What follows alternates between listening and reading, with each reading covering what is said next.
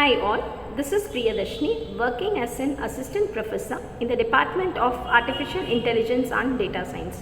Today we are going to discuss the topic, the applications of dynamic programming. So let's get into the topic.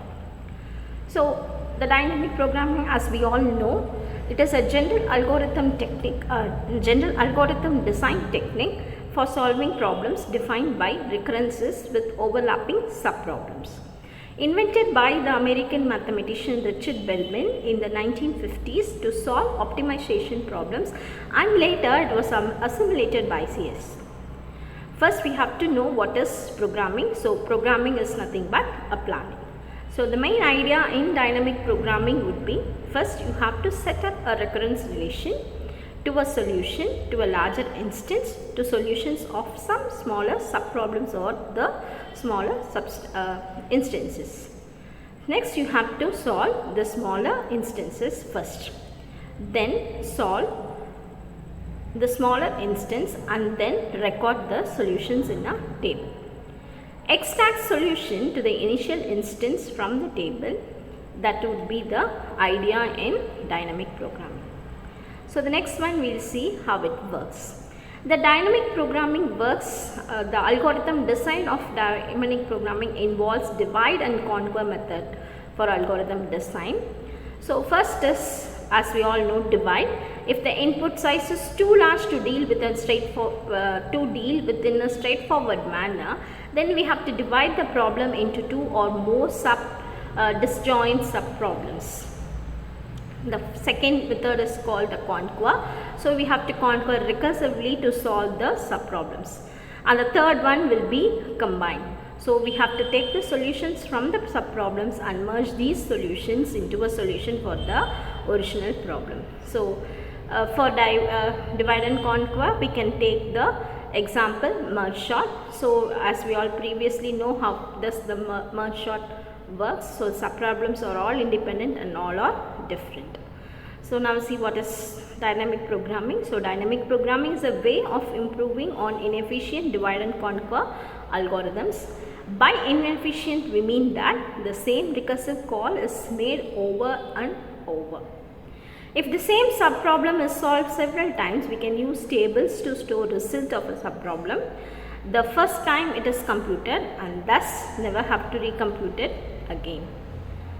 Dynamic program is applicable when the subproblems are dependent, that is when subproblems share subproblems.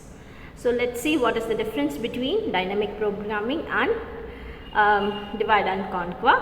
So divide and conquer we solve the problems, it is in an efficient way because the same common subproblem have to be solved many times, and dynamic programming will solve each of them only once and their answers are stored in a table for future use. As we know, memorization and tabulation are the two methods, the use cases that is used.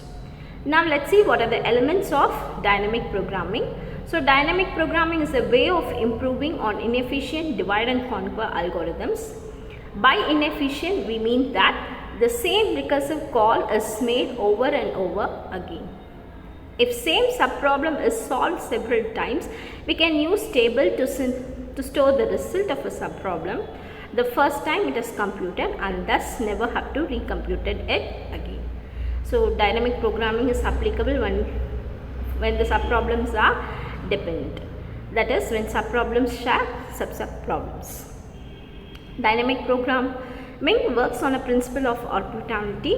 So principle of optimality states that in an optimal sequence of decisions or choices, each subsequences must also be optimal. So let's see the steps of dynamic programming. So first step is to characterize the optimal substructure.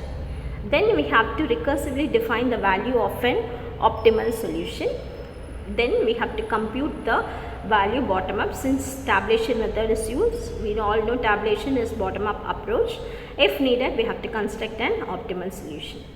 So let's see an example.